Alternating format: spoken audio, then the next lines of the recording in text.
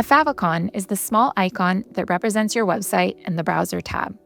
It's usually a smaller version of your logo and is a simple way to make your site look more professional and instantly recognizable, especially when visitors have multiple tabs open.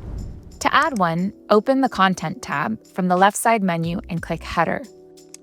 Alternatively, you can just hover over your header until you see this blue border and the Edit Header label, then click directly into it.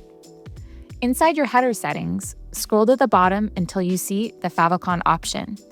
Click Choose File and your file gallery will open.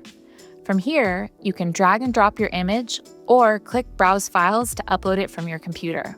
For the best results, use a PNG file size between 100 by 100 and 300 by 300 pixels. That way, your favicon looks sharp, even on high-resolution screens. Once your image is uploaded, click Update to apply it.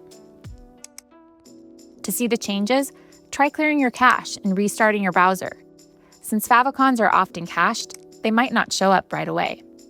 Need help with something else? Visit our Help Center or browse more tutorials to keep building with confidence.